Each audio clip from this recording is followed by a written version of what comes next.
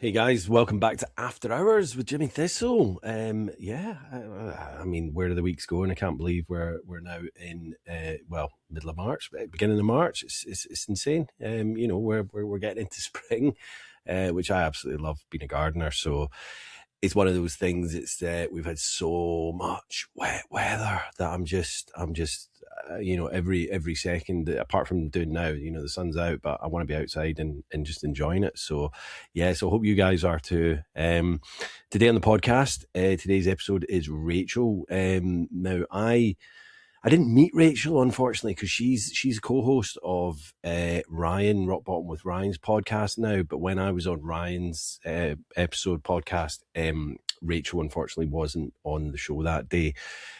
So I was like, I interviewed Ryan, had Ryan on as a guest, and then it was kind of a no-brainer to get Rachel on as well, because she's a great host, great co-host. Her story is, I mean, if you've heard her on Rock Bottom with Ryan, she did an episode with him, and then he obviously just gelled with her and said, come on my podcast and be a co-host now that we've interviewed you. So her story is just traumatic. She had a massively traumatic childhood growing up. Her little sister, she didn't really know how to change nappies, but she knew when it was dirty and she knew it needed to be changed, because her mum was just so heavily into addiction with pills and whatnot that she just wasn't there to kind of look after them. So much so that her dad kind of, divorced her mum, took her and her sister away from the mum, and brought them up on his own. This kind of, I suppose, kind of exposure to addiction from an early age really sent her off on a bit of a searching kind of falling off the wagon kind of path in life, because she started dating the wrong guys, much older ones, hanging out with the wrong people, being taken advantage of. Like, when her dad was at work, she'd have a free house, so she just started, I guess, being taken advantage of, because people started coming around much older than her, to pop pills, drinking, and then later on, she was back in touch with her mum, but her mum was still kind of out there in active addiction, and sadly she did lose her mum at a very early age. And it was her drinking and using got way out of control. She did stop it for a pregnancy, but as soon as her son was born, he had to stay in hospital for not anything to do with related to drinking or anything like that, but he had to stay in hospital in the NICU, and she saw that as a green light. We've got a free babysitter, right? Let's go play beer pong. Now she's 21, so she's in the US. She can legally drink now after all these years of doing it. And instead of calming things down, now that she's got a little kid, what does she do? She's ramping things up. She's becoming this angry, nasty, drunk, getting in fights all over town, getting thrown out of bars, getting barred from bars. Just absolute madness. So sit back, guys. Listen for the similarities and not the differences. See you at the end. Cheers.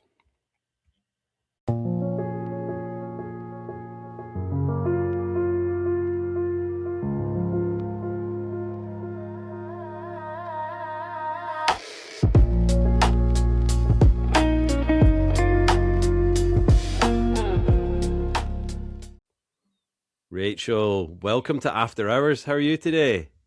I'm great. How are you? I'm good, Rachel. It's so lovely to finally meet you. As the listeners will probably know, or they're going to know now, you co-host Rock Bottom with Ryan, and Ryan was on my podcast. I was on Ryan's, and unfortunately, the day I recorded with Ryan, because you guys are out of state, aren't you? So there's 8-hour difference or something crazy.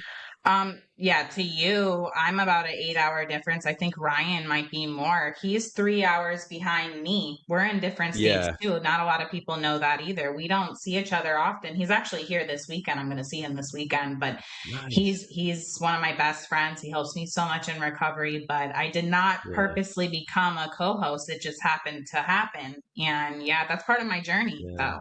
Well, this is it. I think I started dipping in and out of Ryan's before we kind of spoke, and then I heard your episode, And then like a couple of weeks later, I was like listening to another episode and I was like, oh, that's Rachel that's now co-hosting. And I was like, that's cool. So yeah, so Yes. thank you for, giving up your time to come on after hours. And, Of we course. I like to kind of get a little bit of background and tell us a little bit about your childhood, where you grew up, and I guess when you had your first drink, Rachel. Take it from there. Okay. Okay, so I didn't have my first drink, or really get drunk until I was about 16, 17. Mm-hmm. And alcohol really was not in my home. But my mother was an addict. She actually died when I was Mm. 16 of an overdose. She Oh, did not Jesus. drink really. She took opioids and, benzos, a lot of them, Yeah. to the point of, Yeah. nodding out. And I saw that growing up. My dad had full custody of my sister and I. So I'm originally from Boston, Massachusetts. I came here, South Florida. I came to South Florida at a very young age. Mm-hmm. Um, and with my dad and my mom, they were together still. Uh, but my dad was working two jobs because my mom couldn't work. She was under the influence all of the time. And it Mm. was pretty, I would say, not intentionally neglectful, but it was a very neglectful childhood. I was, a child. I had a little sister who wasn't being taken care of really much either because my dad's working two jobs. My mom is strung out. Mm-hmm. Um, with cigarettes in her hand, nodding out. I've had to take plenty of cigarettes out of her hand, not to cause fires, which one almost actually happened. Um, Jesus. but yeah, my little sister and I were not well kept. There wasn't much food in the house, and I just remember I knew to take the diaper off of my sister. I didn't know how to change a diaper, but I knew her diaper would be full, and that wasn't good. And I would be 5 or 6, so I would, take it off, put a new one on. But and I would leave the house often because the clubhouse, they had little cookies up there, and I would go there and leave the house because my mom was asleep and I just wanted cookies. I didn't know it was like a problem, obviously, to leave your house at that age and walk across, like, walk pretty far by yourself without a Yeah. parent. And Crossing roads and event stuff. Yeah. yeah. And Yeah. eventually, the front desk, contacted my father and was like, hey, your daughter is coming and getting cookies every single day. And it, caused a major fight. But what really caused my dad to just say, I'm done, was my mother was driving under the influence with my sister and I, and she crashed.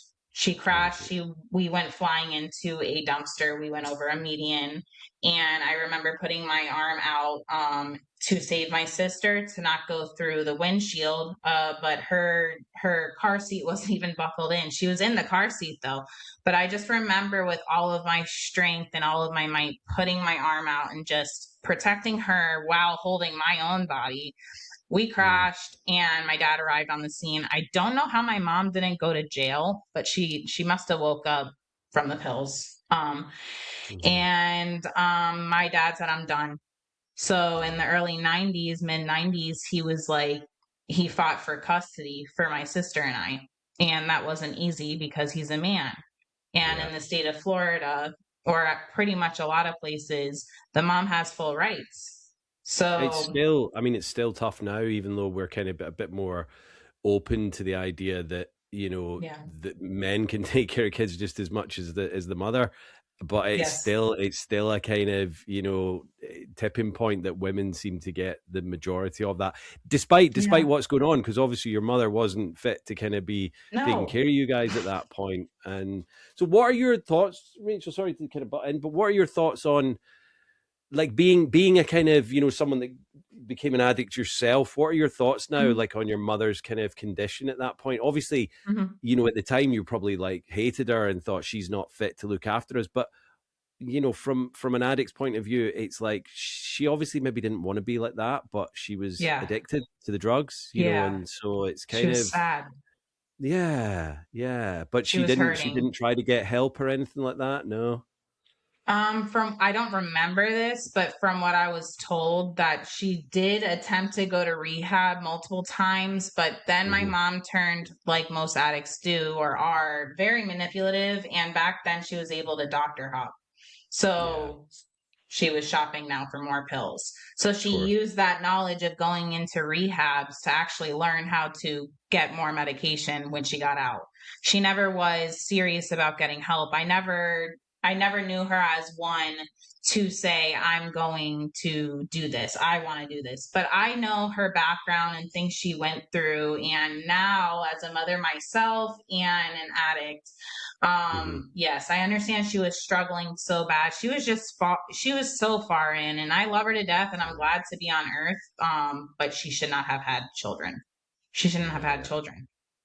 Yeah. So that's where that was. But my dad ended up divorcing her, and she went back to Massachusetts, and we stayed in Florida where my grandparents were. My dad continued to work because he had to.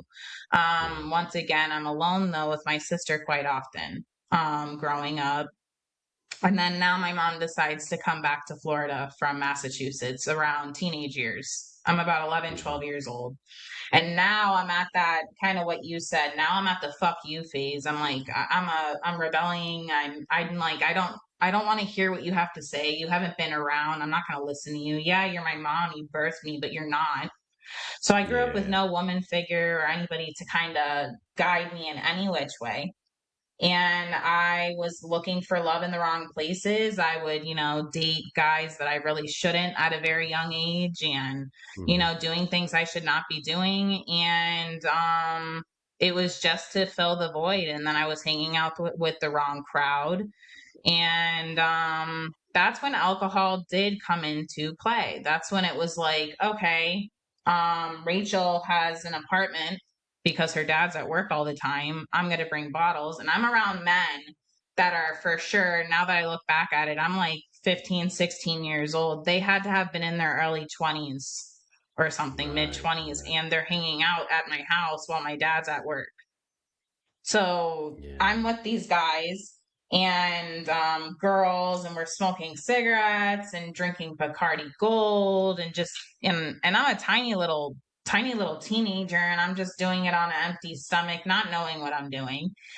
So I was always getting very, sick. But this was just to party and have fun, mind you. This was not like to it wasn't to numb anything, or so I thought. I just didn't know No, what I but was doing. also you probably were like seeking kind of acceptance and wanted friendship, and Yeah. obviously these people were older than you, so they seem much cooler. Obviously looking back, you're like, what the hell were 20-year-olds, 20 somethings hanging about with a 15-year-old? That's not cool, that's sad. And it's like, but we don't Terrifying. know that at the time, like I had friends that were guys that were much older than us, and they used to hang out, and it was like, why are you hanging about with school kids? Do you know what I mean? Like, it's Yeah, weird. it's It was very nothing terrifying. nefarious or anything like that, but it was just like, what? Why are you not hanging about with people your own age? And it was like, was there any kids your age that were hanging about with you, like your friends your age? Yeah. Yeah, but so there was a few of Yeah, you, and then and these older guys. Yeah, unfortunately, I know one of them, we still have each other on Facebook. We have each other on social media. From what I know and what I see, obviously it's social media. She's doing well. She has a family. And then one of them, who is one of my major influences, I heard turned into, unfortunately, doing some very serious hardcore drugs, like yeah, hardcore. And she's out of state now. I don't know her. I don't know where she's at. These are rumors. I hope she's doing okay, but she was one of the major influences that really, and then she introduced me to benzos. yeah, So that's when this is when everything, around the time my mom was still alive, but I was being a rebel. But this friend went under my dad's medicine cabinet at one of these parties that I was having, and she found Xanax, and it happened to be one of my grandpa's expired pill bottles. So my mm-hmm. dad had it. But it was in the house, and I guess it was full of them. I was so young, I didn't know anything about that. And I remember her coming up to me and saying her boyfriend keeps having seizures, and this is seizure medication. And is it okay if we take a few just to help him? And I would always be like, yeah, of course. Because what the fuck? I'm thinking it's like a real normal medication. Yeah, yeah, yeah. You Um, think you're helping her out? Yeah, I really do. And he's probably having seizures because he's withdrawing from not taking drugs now that I'm Yeah. older. Yeah. Yeah. Yeah. Yeah, and he was older. And then I was like, she was like, let's just take these and skip school and drink and whatever. I was like, hell yeah. So I did that, and I got the first dose of really what it was like, of one, blacking out and forgetting what a whole entire freaking day was and what I did and who I was Mm-hmm. around.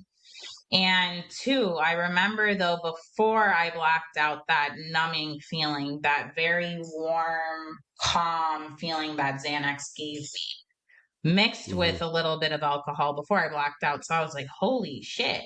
And I'm 16. And now my mom is not allowed at my house, mind you, also. So when my dad Mm-hmm. is out working or at his girlfriend's house, my mother is not allowed at the house because she would go through his medicine cabinets too. So I tried to respect that, but I also, even though I was rebelling, I wanted to see my mother, who was homeless and living in halfway houses, by the way. So she would travel by bus to come and see me. One time she did come and I could not get her out of the house. This was June 5th of 2008. I was not able to get her out of the house, and I kept yelling at her and saying, you know, dad's coming home, dad's coming home. I need you to leave. And she was very strung out and she wouldn't leave, and she got very aggressive with me. It turned into a physical altercation to where I had to actually physically push her out of the apartment. I didn't want to Mm-hmm. get in trouble. And then she stayed outside of that apartment for a good 2 hours, slamming on the door, and I had to just kind of ignore it. This was just kind of behavior that she would do. I grew up with her doing this to my dad. Yeah. Yeah. So I was like, you know, after 2 hours or something, she'll leave. And she did. And that was the last time that I physically saw my mother. And then later on that night, I spoke to her on the phone, and we again were going back and forth. And I told her, you know, I really don't think I want to have anything to do with you until you get help, because you are just Yeah. too much for me. You're embarrassing me. At the time, I'm dating my son's father, my high school sweetheart. I'm with him for, you know, only 4 months, and it was really embarrassing. So I was like, I'm Yeah. just done. Like, get help, and I'm here when you do, not understanding addiction fully yet. So Rachel, that can was the I? last Sorry, time. Yeah. I was just going Interrupt, to talk, ask. ask anything you want.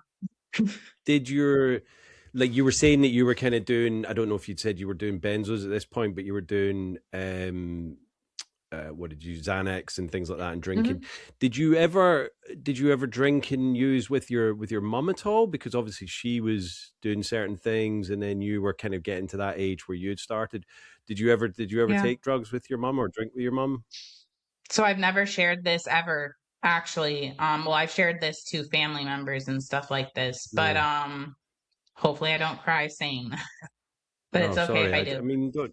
No, no, no. Okay. I want to share this. This needs to, people need to hear this. So my Sure. mom did hand me my first joint at the age of 12. I remember her going through my dad's stash. Once again, she was not allowed at my dad's house for this reason, mind you. Mm. She went into my dad's stash, and she found a little clip, a little joint. Hmm. And she goes, word for word. She goes, "You want to do something cool?" And I looked at her, and it's my mom. So I was like, "Yeah."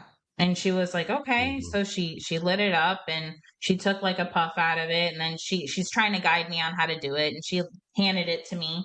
And I didn't do it correctly. I didn't get stoned. But my mother handed me my first joint. So there was that. Yeah. And then I remember being at the mall with her a few weeks prior to her passing away, and she went through her pocket, and she goes like this, and she opens it, and it had different color pills. I didn't know what any of them were, and she looked at me, but she wasn't sober. She looked at Hmm. me and she said, "Take some." She said, "Which one do you want? You could have whatever you want." And I looked It's at her like and I was like, "What the?" sweeties, isn't it? Color sweeties kind of thing. Yeah, candy. Yes. I specifically remember there was a purple one. So I looked at her and I was like, "Mom, what the?" I literally said to her, I said, "What the fuck?" I said, "I'm 16 Yeah. years old." I said, "What is that?" Yeah. And she was like, "I'm just saying, if you want to take some, you could take some. Like, I'm sharing with you." And I declined it. I knew it was horrible. So this was like me already in my mind when she did that. I was like, I think I need to cut her off. Like, so that was already kind of building up prior to me kicking her out of the house on June 5th of 2008. So now June 6th, after I cut my mother off, of 2008, I'm going to have another party. I'm cleaning the house with my son's father, Carlos, and we are cleaning. And it seems like everybody seemed to be very, very late. It was supposed to happen at 8 p.m. and it was almost 10, and nobody was there, which was weird. Then I hear my mom's phone ringtone at almost 10 p.m. and I pick up, and it's the owner of the halfway house telling me to rush to a specific hospital. And I'm like, I don't drive. I don't drive, and my dad's not here. And he was like, you need to call your dad. Mind you, she went to the hospital a lot because she overdosed quite often. So this was almost like a cry wolf situation. But this time I knew something was wrong. I just did. So I called my dad and I was screaming. I was like, you need to get in the car right now and come and get me and take me. He didn't want to because, like I said, it was like a cry wolf situation. He was like, Rachel, she's fine. I'm like, she's fine. You were used to it. Yeah. It was just like a kind of another run of the mill type situation. You're like, yeah, we'll get down there whenever. But you said you were kind of feeling like this is serious this time. Yeah. I had a gut feeling. It was weird. So he listened to me and he got in the car. He came, got me. The whole drive there, I'm panicking. We're getting closer and I'm screaming the whole way there. Every red light, every car that's driving slow. And once again, this has never happened to me. Like, I never got that way before. We get to the hospital and a nurse grabs me, puts us in a back room, and I'm asking where she is. And then they look me straight in the face and they're like, we worked on her as much as we could. But she did not make it. Your mother passed away. So my knees gave out. I collapsed, and my son's father was holding me. He describes it to this day that my full body gave out. Like, I just collapsed. I was screaming. Then they asked me, do you want to see your mom? And I was torn. I was so young. I was like, do you want to see your mom? It's one last time to see your mother, or you could like walk away and not see your mom dead. I chose to go. I chose to go see her. They didn't clean her up though. She had dirt all over her and a tube down her throat, and her hair was one of the worst things I could say I ever saw in my life. And I was just screaming, and my dad was crying too, pleading to her. He was basically praying. He just kept yelling her name and saying, why did you do this? And I did too. I was like, well, you're going to miss everything. You're going to miss everything. She already did miss everything, and now she's going to miss everything. Sorry. And no, I'm so sorry, Rachel. That's heartbreaking. This is my story though. This is what addiction does. And it's like, we haven't really got onto yours, but you've had to deal with that, from such an early age. You've dealt with your mum's addiction and then having her pass away. And it's so, I mean, it's so heartbreaking, obviously, but it's such a waste, isn't it? Because, I can see that you loved your mum dearly. She was obviously an amazing person, but she was completely controlled by this horrible affliction, disease, whatever you want to call it. And it ruined their life, and it, and to give you that trauma at such an early age as well, to have to deal with that. And then, like, when someone asks you, do you want to see your mother? Like, of course you're going to say yes. Like, you're not thinking about how that's going to make you feel. You're not going to, you don't know what she's going to look like, but you want to see her one last time. So of course you're going to do that. It's a no brainer, but like, obviously you're still kind of traumatized from that, now. And that was, a long time ago. Yeah. I'm doing a lot of, do you know what EMDR is? I've heard of it. Yeah. It's I trauma. can't remember what it stands for. I should actually really know this because I studied psychology, but it's tapping into your inner traumas in childhood, and Yeah. you go back in, and you have to be with a therapist who's highly trained in it. So I have gone back and done that and revisited that moment several times, which is very, very difficult to do. Did this Sure. in sobriety though, and it takes you back to that very moment. And I could say I do have PTSD. I'm diagnosed with it due to this, but it's not as difficult now that I'm doing the work and healing. But Mm-hmm. yes, I used to see flashes of her. Like I would be in the shower washing my hair and I would see her. It was just really, Yeah. really scary and bad. So after that day, I just didn't give a fuck anymore. And I'm still hanging out with these bad people. I started kind of Mm-hmm. shifting into a clique, though, that actually cared about me for a good until I got really bad in addiction 17 years later. But this clique was like my family, not like a Mm-hmm. gang or anything like that. They were just a group of people, a brother and a sister, and then a few other friends from the neighborhood. And we grew up Mm-hmm. together. They were my best friends, but we partied hard too. Yeah. So then I started taking the partying even harder. But by 19 years old, I get kicked out of my house with my stepmom and my dad because I'm really out of control with the drinking now. Like really Yeah. out of control. I'm stealing their alcohol, filling it with water and putting it back. Like Yeah. blacking out all the time. I'm doing ecstasy every single day. I'm still doing benzos. I'm still doing Xanax. Like I'm just mixing everything. I was just a complete train wreck. I'm still with my son's father though. Mm-hmm. And are you Carlos was working at this still. point, or? I got out of high school and I had a part-time job, but I was not reliable. I stayed with Yeah. that company for 10 years, but I was not reliable. I'm surprised he kept me for that long. But I worked Mm-hmm. part-time. I was Mm-hmm. not making much money. And my dad and stepmom were like, you gotta go. Like, this is Yeah. like, Yeah. instead of helping me, you gotta go. Yeah. So I did go. I went and moved in with Carlos, his sister, my son's father. And I actually ended up getting pregnant immediately with my son.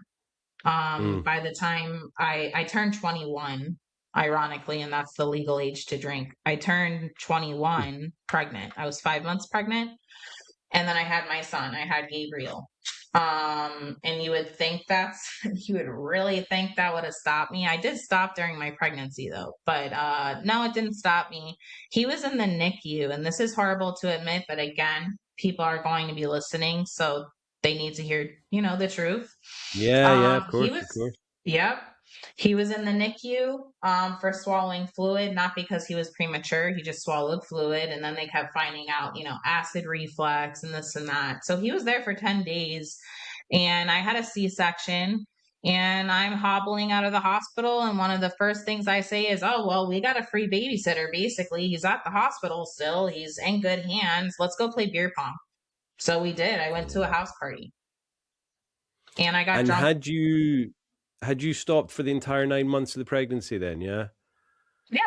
Which I Yeah, find, immediately. and I think that's amazing. And like all the women that have been on the podcast that have, had children, they've all stopped for the pregnancy, which is just baffling that they're able to do that and not want to poison the child, but as soon as they're finished with that, it's like, well, let's start poisoning myself again. It's madness. You've got that break of 9 months, and then you decide to, it's like, right, now we can go back to it, and it's crazy. Yeah. But I mean, I Well, think it's yeah. I don't know, like, obviously I've never been pregnant and could never get pregnant, but I was like, would I have been able to do that for 9 months? I don't know, man. I just don't know.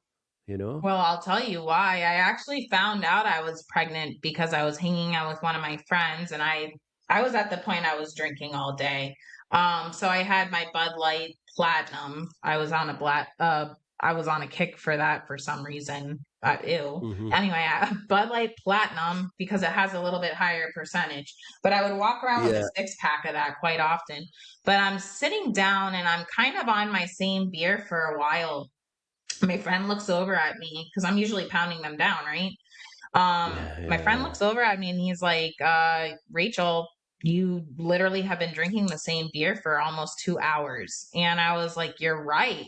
So I like tried to keep drinking and I was like, I feel gross. Like this doesn't feel good.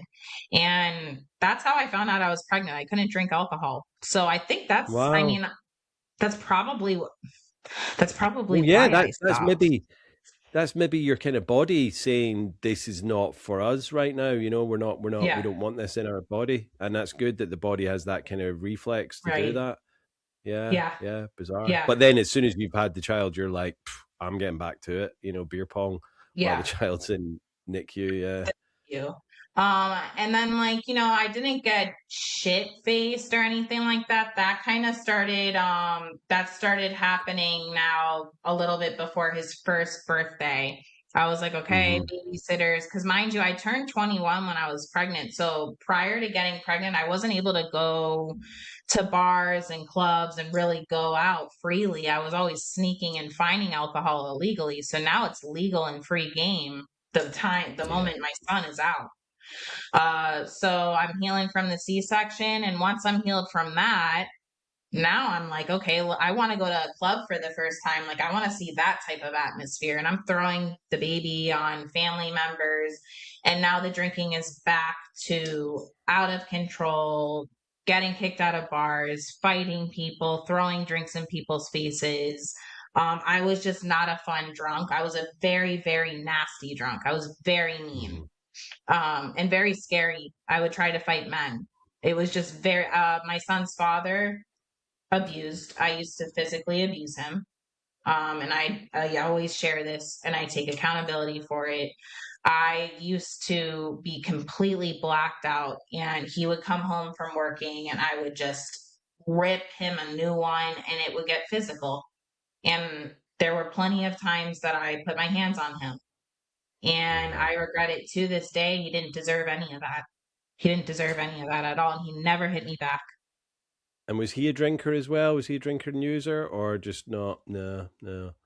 And would you say No, that was kind of Ratchet Rachel coming out, or was Ratchet Rachel more of a fun kind of drunk, or was Ratchet Rachel the kind of no, angry beast that's of a Ratchet Rachel. drinker?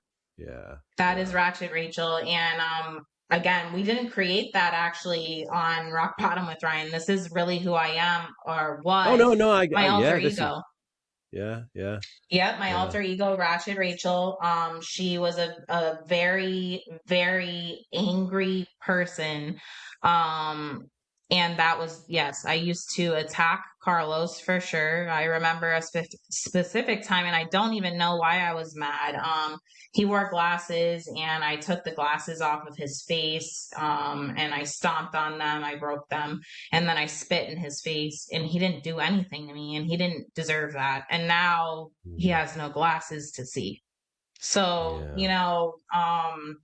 and Ratchet Rachel will come out on anybody. Like, you could look at me the wrong way walking through a bar, and I would literally throw my drink in your face, or I would push you, or I would just start something, man or woman. It didn't matter. I didn't care who you were. I didn't care Yeah. size, and I'm 5'2" and I'm tiny.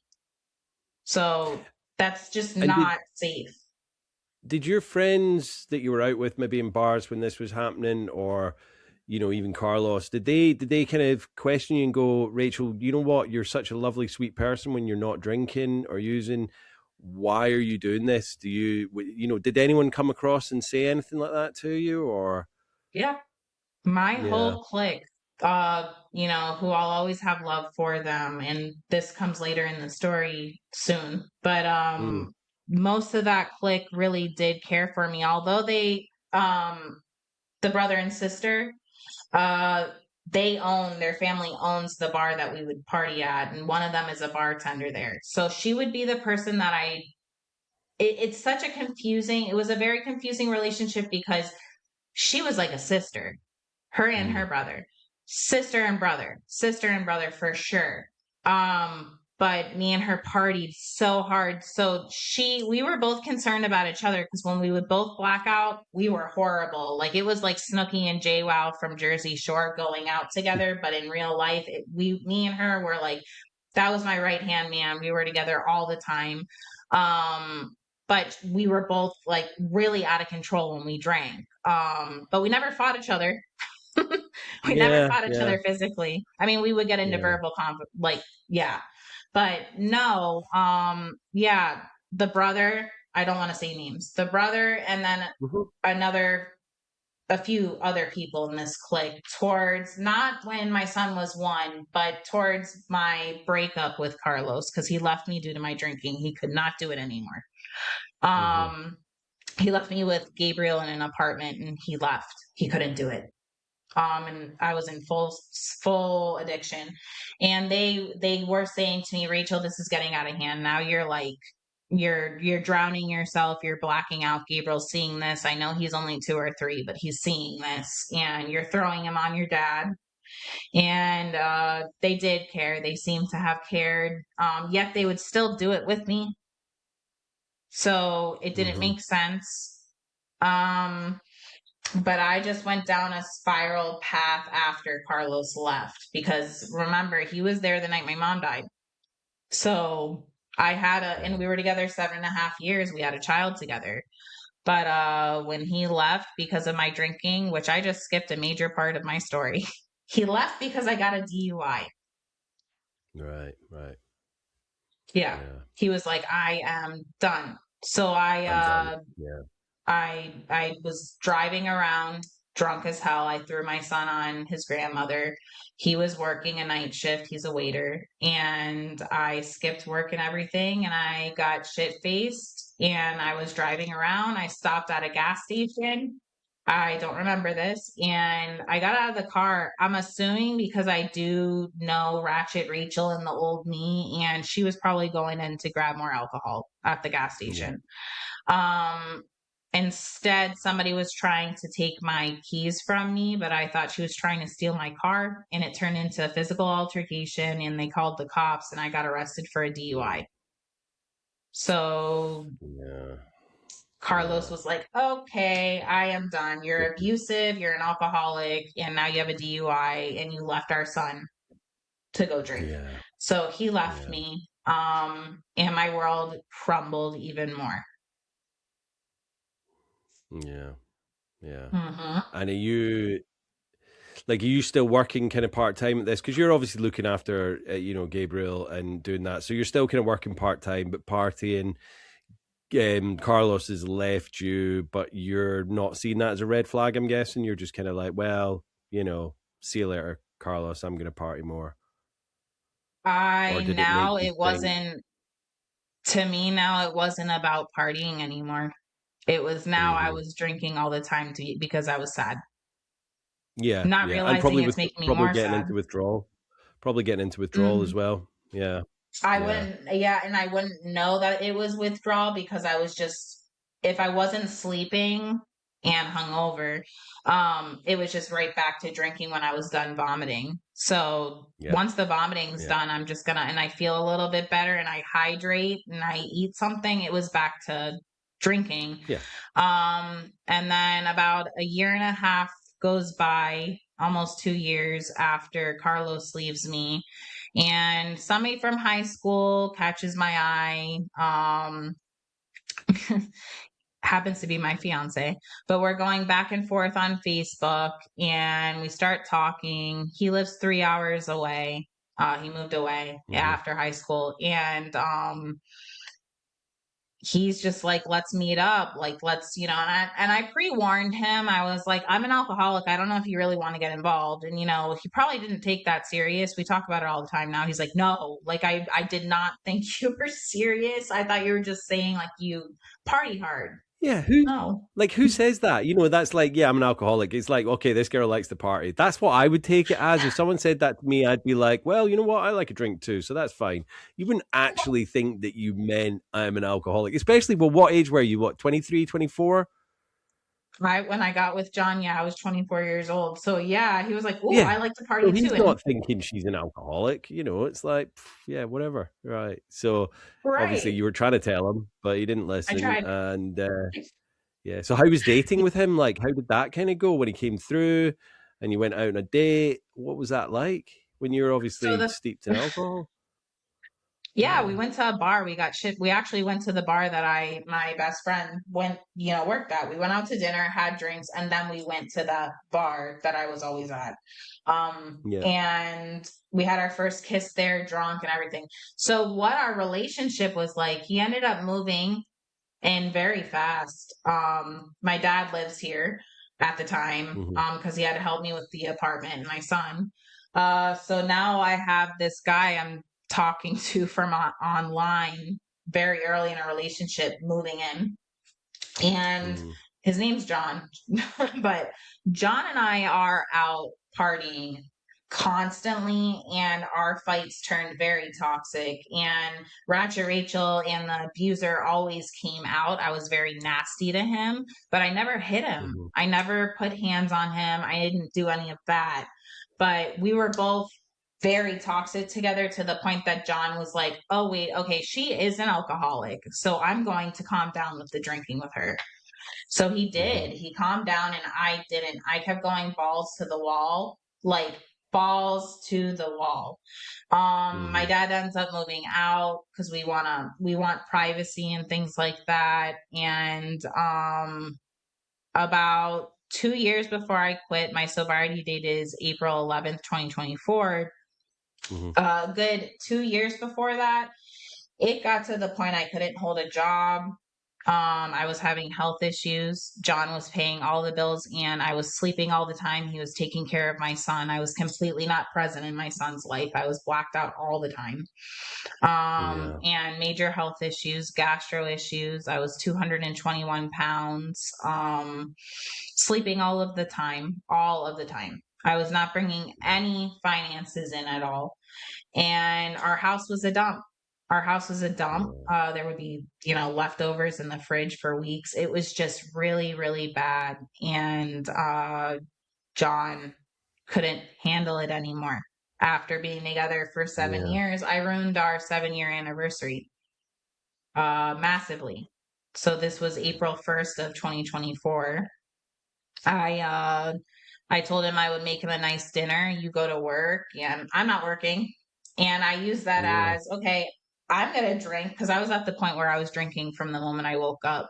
Like literally, I would pop open any leftover wine, then collect any coins I can because I had no money, Mm-hmm. and go get cheap wine and just find my way to drink throughout the day. And I always did. But Oh yeah, I mean, I was broke as a joke, but I always managed to find some money or borrow, beg, steal, whatever. oh And I yeah, was always, it was what I needed. It was my medicine, I was withdrawing, so I needed it. And it didn't matter how I got there yeah, or what I did, but I managed to get my daily allowance every day, sometimes more. And that was a yeah. good day.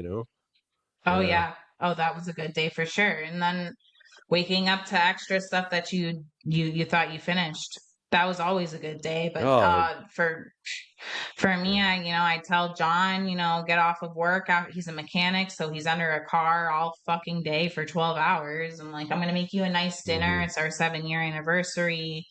And I used that time to get drunk. I'm thinking that I'm gonna have a couple hours to just sleep it off, and then I'm gonna wake up and Mm-hmm. make the dinner. That was my mentality. No, Yeah. I got so hammered that I did black out and sleep, but I slept until he got home. I didn't even start dinner. And then I woke up blackout still because I was mixing benzos at the same time still, and taking Xanax and drinking a lot, which is highly Mm-hmm. dangerous.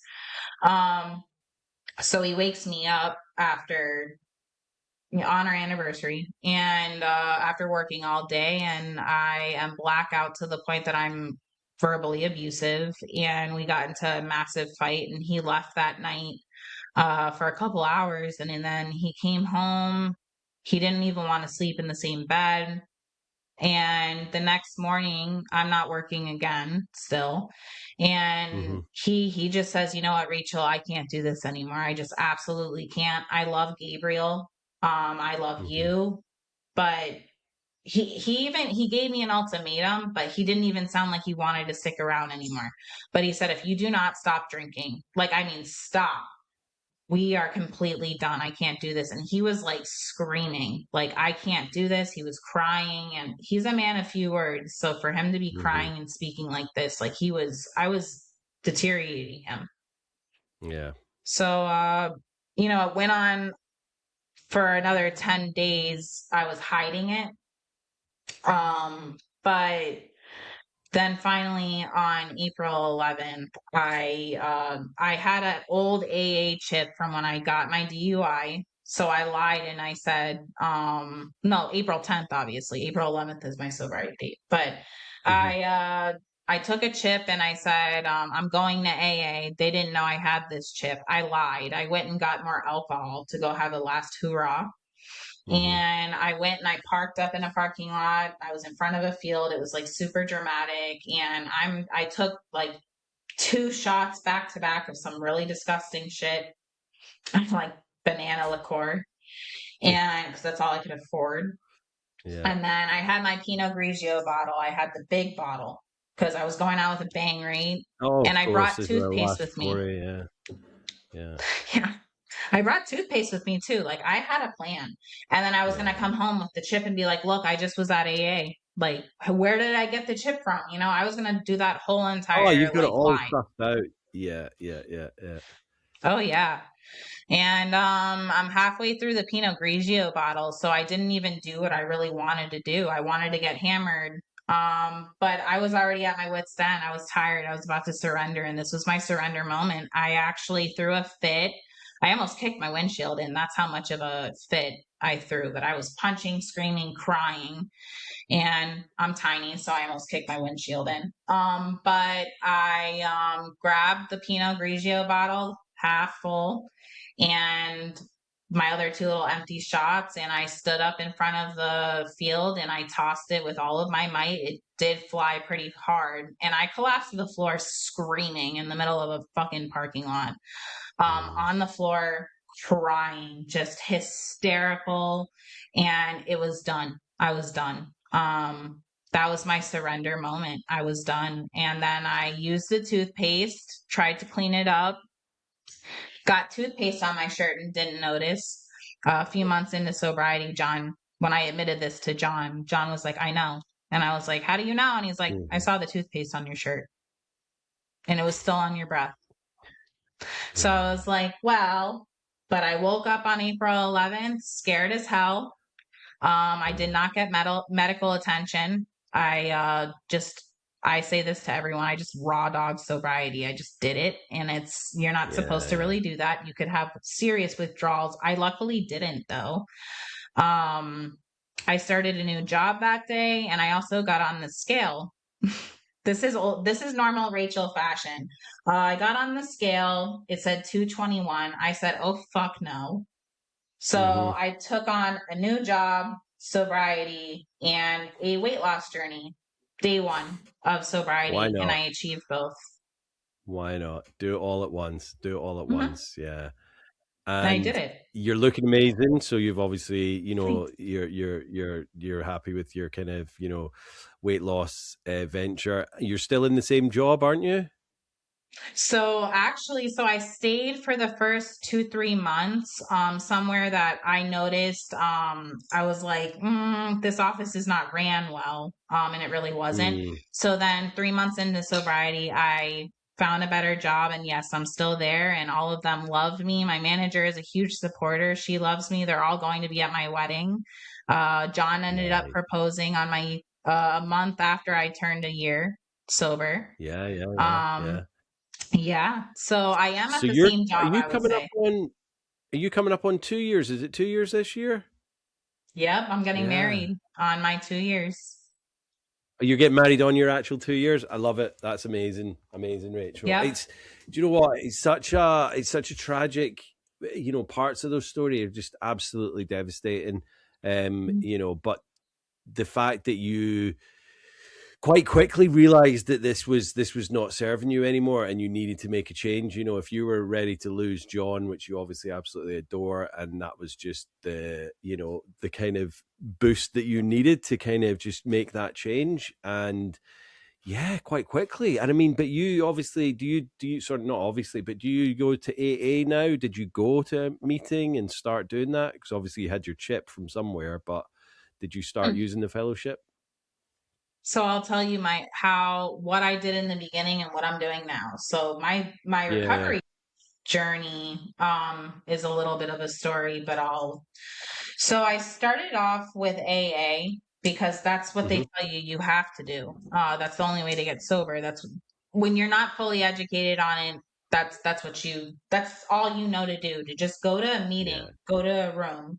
And I loved it. They were very welcoming. Um, then, and I'm not knocking it, then it started to kind of feel like a cult to me. I didn't really Mm-hmm. like the steps. Also, I was very new into sobriety, so I didn't educate myself on the steps though. Um, but I got introduced to somebody who I thought would have been a good friend, and she reintroduced me to alcohol. I ended up having a slip up with her. Oh, So Jesus. Yeah. Yeah. yeah, I absolutely, after that day. And then when I was blackout with her, she called a whole bunch of old timers. She acted like she didn't drink with me, and she called a bunch of old timers to her house to have an intervention on me. So after that day, I was like, okay, I'm never going to AA again, and left a really bad taste in my mouth. Um, Yeah. I don't feel that way anymore at all. Yeah. Took a very long time not to feel that way. Then I got a sobriety coach. That turned out to be absolute no. It turned out to Right. be I was with somebody who did not have the education to be helping people in addiction. Yeah. Let's just put it that way. I did end up making very, very close sisterhoods through it though. Left Mm-hmm. that, and then in May, left that in May, and Ryan came into my life in August. So Mm-hmm. I use the podcast and Instagram, the sober community, as a big help. And I have gone Mm-hmm. back to AA occasionally just to sit down and listen to people in person speak. I don't work Mm-hmm. the steps, but what I do, other than I'm very, very huge in the gym, and that is my therapy, or else I would be in a psych ward. But other than the gym, I meditate. I like the Buddhist way. I read daily reflections of the Buddhist way about daily. It has a Yeah. different message every single day. And meditation has helped me so much, not only with my anger that still stems, right? Mm-hmm. But Mm-hmm. with just bringing calmness into the day, bringing calmness into my sleep. I do it before sleeping. I have insomnia. That's what I do to remain sober. And if you Mm-hmm. fall off of your routine, at least for me, it could get ugly. You could end up going back Yeah. into your old ways. Routine is huge for Yeah. me.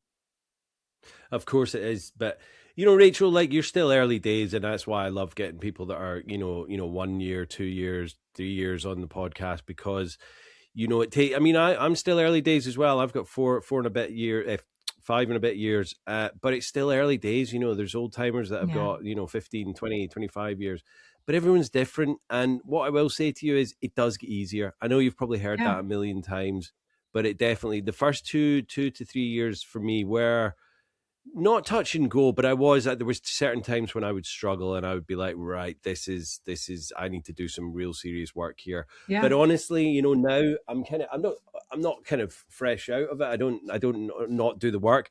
My days are still steeped in recovery. I do peer mentoring, I do the podcast, I do my Instagram. Yeah. I'm still very much in the recovery world. But honestly, the moments when I think about alcohol, and we've just come through Christmas and New Year and all that, they're very few and far between, and I just kind of bat them off. So honestly, if you are kind of worrying that this is what it's going to be like and I have to pound the gym every day and all that, it will get easier. I'm not saying stop going to the gym. Of Yeah. course, keep doing that, keep pounding the gym.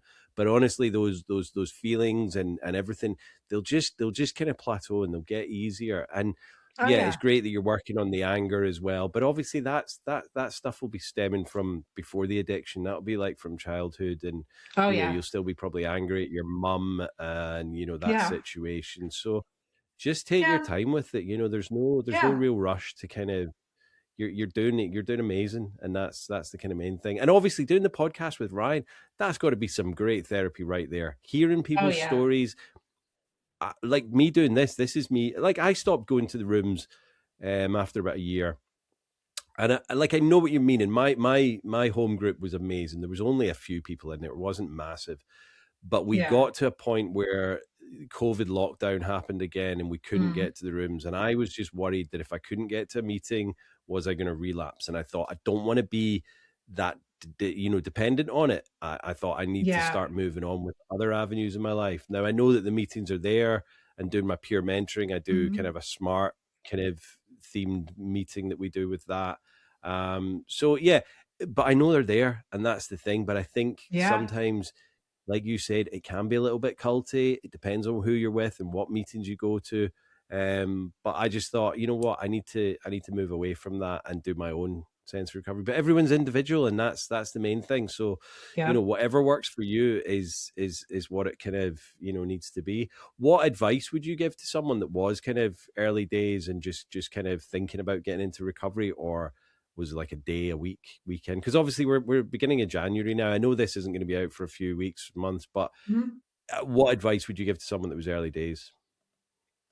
Um, I would definitely tell them don't give up. You need to really, and I'm a very stern person and a very blunt person. So don't give up. You need to look yourself in the mirror. You need to give yourself a Hmm. why. What's the reason why you're stopping? Is it your health? Is it because you got to do this for you? You can't just be like, oh, I have children. Like, no. Why are you doing it? You need to literally Yeah. look yourself in the mirror and you got to give yourself tough love. Do you want to feel like this anymore? Do you want to be depressed? Do you want to keep not having money in your pocket? Do you want to keep, feeling like complete shit? Do you want this anymore? Because if you don't, Hmm. it's time to surrender. You need to drop the bottle or the substance, and it's time to do the inner work and heal. And healing could Yeah. take forever. The healing doesn't stop just because you drop the bottle. Oh, of So that's course, what I of would course. tell somebody. And it's not going to be Yeah. easy. None of this is easy. It's not easy. Nobody says, hey, I'm going to stop, I'm going to stop drinking and it's going to be easy. This takes a lot of work every single day. And it's not that I think of alcohol every day personally. That's not it. It takes a lot of work to work on my emotions and feel your feelings and just be like, wow, this is actually really happening. And I'm not going to go numb. I'm going to face it head on. And in sobriety, I would like to also share I went through 4 deaths. I grieve Oh, heavily yeah. and I did not drink. And whatever you got to do to stay sober, whether it's going to a meeting, whether it's full blown meditation all of the time and journaling or Hmm. exercise, whatever you need to do, even if you need to get a sobriety coach, whatever you need to do, just do it. But don't be Yeah. all talk, do it. No, and that's it. You can buy loads of books and have them in your bookshelf and go, look at all the books I've got. And it's like, yeah, but you have to actually Hmm. read the books. You have to actually do the work. You have to, Hmm. because the knowledge won't just go in through osmosis. So, yeah, Hmm. and I totally agree with you. I always say it's like throwing spaghetti against the wall and seeing what sticks. Try it all, Yeah. because AA might work for some people. It doesn't work for everyone. Smart. I mean, I say AA. I wasn't in AA. I was in NA. Even though drugs weren't a big problem for me, NA was like, alcohol's a drug. You're welcome here. And that was my Yeah. home group, and it was like, and it worked for me. It was more my kind of vibe, my tribe, and Yeah. I loved it for the first year, and I did everything, like anything that was asked service wise. I was like, I'm doing it. And Yeah. and I'm still very close to a lot of the guys that were in there. But it just was something that I needed to kind of step away from at a certain point, and that worked for me. Rachel, Yeah. do you regret getting sober? Not at all. I gained everything after dropping that one substance. I gained everything. A job that I love going to. I wouldn't say I love going to work, but I mean, like, I love going to work, if that makes any sense. I have my little area. I love my coworkers. They turned into Yeah. family. And who would have thought that? I'm present in my son's life. I lost 80 pounds. I didn't know I was this small. Hmm. And I am a co-host of a major podcast, and I made a best friend out of it. Absolutely. And then on top of it, John proposed to me, and I'm getting married on my two Yeah. years. Like, come on. I mean, his mother passed away a month after he proposed to me, but she loved me to death. And on her deathbed, she said, remain strong because you're one of the strongest people I know. And she also told me that she was proud of me for not drinking anymore. And she asked me to promise her that I wouldn't drink again. And I promised her, and I meant it. And you're doing it, and that's the thing. And congratulations on getting engaged to John. And it's you know what, like there's no other life for us, and it's not just like we're not just giving up booze and drugs and white knuckling it till our last breath. We're having the better life that we deserve, and that's what it's all about. That's what living. This is what living is all about. I used to think, what is it that saying? Oh, living my best life, and you see someone on a yacht, drinking shots and all that, living my best life, and it's like, fuck that. Right. They're not living their You're best gonna be life. dehydrated. It's a lie. Yeah, exactly. This is what we're doing is living the best life. And all we need to do is keep banging the drum, Rachel, and hopefully more and more people will start to kind of see that drugs and alcohol are not serving you any purpose whatsoever. They're just a waste of time and a waste of money and a life, as you and I both know. Have you got any recommendations for either, well, obviously podcast, it'll be, Rock Bottom with Ryan and yourself, a book or a film to do with recovery? To deal with recovery, okay, so like about, just a film about or a book about recovery or people that have been in a situation with it. Yeah, sorry. Yeah, no, for sure. I'm really big on I love Mel Robbins.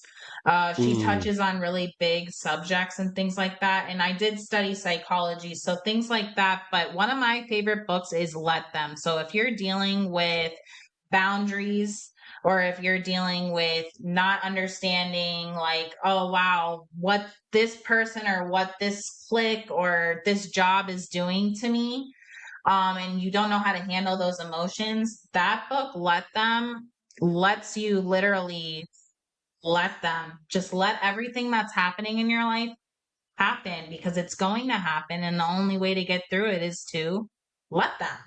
So Mel Robbins, I'm actually really huge on her. So not other than podcasts, Mel Robbins books. I did read Dopamine Nation. I don't know who writes that. Dopamine I'll Nation. find out. It's on my list. On my both Audible. of those are on my list actually that people have recommended. So I'm excited for both. I listen to books on Audible, so I'm excited for listening to those. Yeah.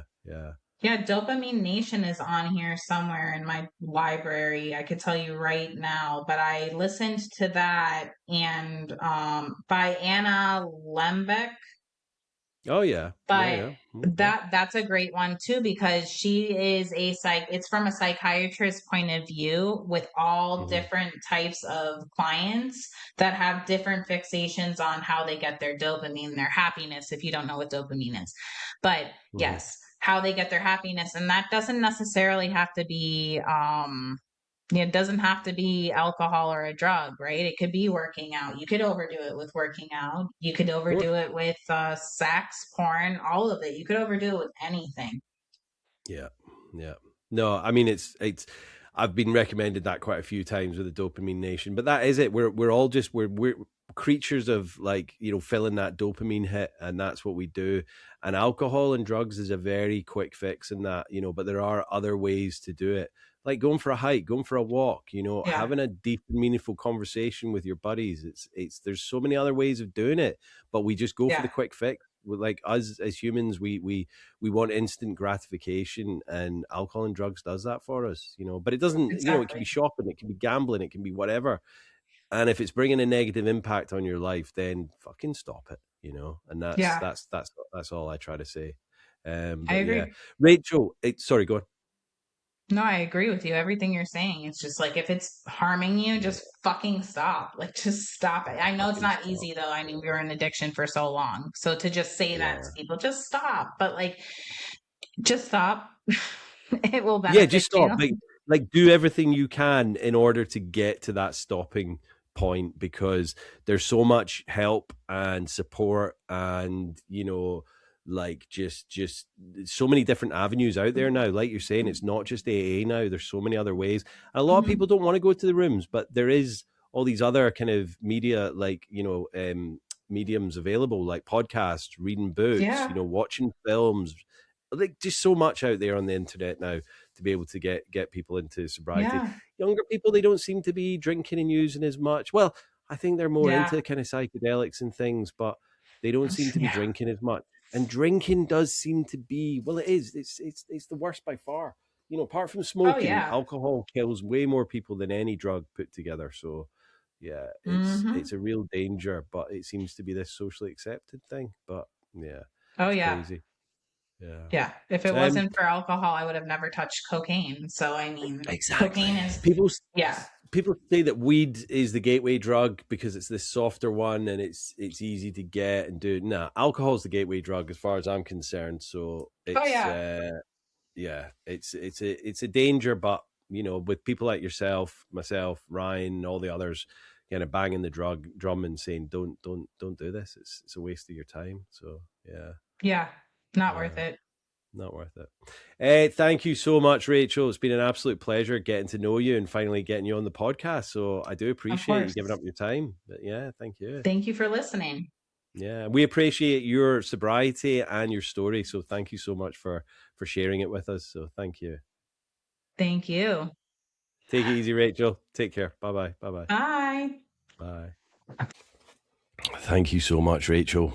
Just a harrowing story to kind of have to listen to and have you share as well, because we're all feeling for you after having heard your story. And like Rachel was an abusive drunk. That's not her as a person. That's not who she is. But as she got more and more drunk and more into addiction, she was laying hands on her husband, taking his glasses off and stomping them on the ground, smashing them.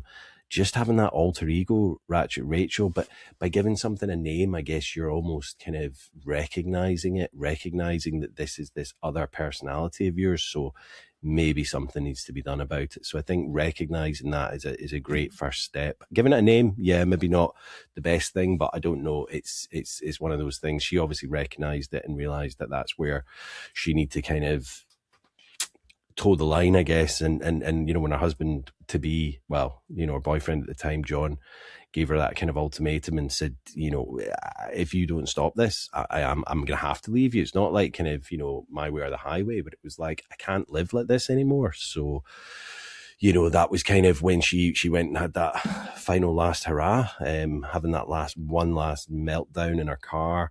Having all the kind of, the sobriety chip, the toothpaste, all of that to kind of, still pulling the wool over people's eyes. It's a sad place that we're in when we're in addiction. And, I'm just so glad that was Rachel's kind of, last hurrah. And as she says now, she's getting married on her 2-year anniversary, which is in April. And I hope you all wish her the best for our big day. So yeah, thank you so much for coming on, Rachel. It was an absolute pleasure getting to know you, hearing your story, and I know that by sharing your story, it's just going to help so many people in the same boat as you, people that haven't got there yet, that might be on their way there. They can recognize the similarities and just move forward with their life rather than going backwards, and learning from your mistakes. So thank you, Rachel, and good luck with everything. Good luck with the wedding, and all the best from all of us and from me. So congrats for the big day. Hey, yeah, all going well here, guys. Yeah, just really, I've started doing a lot more reels, I guess, on my Instagram. So if you're not following me on Instagram, it's recovery_Jimmy. On TikTok as well, recovery.Jimmy on TikTok. Just trying to, aside from the podcast, trying to get messages out there of like how to, like I suppose with my sober training coming up, I'm trying to kind of get what I'm learning at the moment, because I'm doing a lot of research before I go into the training. Just kind of not tips, but methods and advice. And, I've always been very careful at not giving advice up until now. I am a trained peer mentor now, so I suppose I am allowed to give advice, but I was always very careful in my early days, only to do what was suggested to me, what worked for me and all that. But I'm learning all the time. So please go and check out my reels and stuff, because they're a good source of advice, and yeah, a lot of them are things that I do myself. I'm not going to ever give people advice on anything that I've not tried and tested and done myself. So a lot of it is learning and going, oh yeah, that's what I did, but now I can put a name to it. So it's it's just that kind of thing. So I'm just trying to ramp that up and just make it a kind of another tool for people. And really develop that and see how it goes. So yeah, so check me out on Instagram, guys, YouTube, on the podcast platforms as well. So just hit 5-star review, one if you're not liking this, and if you're not liking it, let me know. I'm having some really good discussions and conversations on YouTube at the moment. There's a lot of comments going on there. So if you're not on the YouTube, go watch it and watch this episode again and see, Rachel and myself having a bit of banter on screen. So yeah, do that and get involved in the discussions over there. I do get some, not toxic, but I get some kind of, backhanded comments or people trying to be funny and all that. I think I give as good as I get. So, we've got to have a bit of humor and laugh in recovery as well. So it's not all serious and doom and gloom. So yeah, hopefully that's how people take it. But yeah, until next week, guys, stay safe, stay sober, and stay supportive. Peace. Love you all.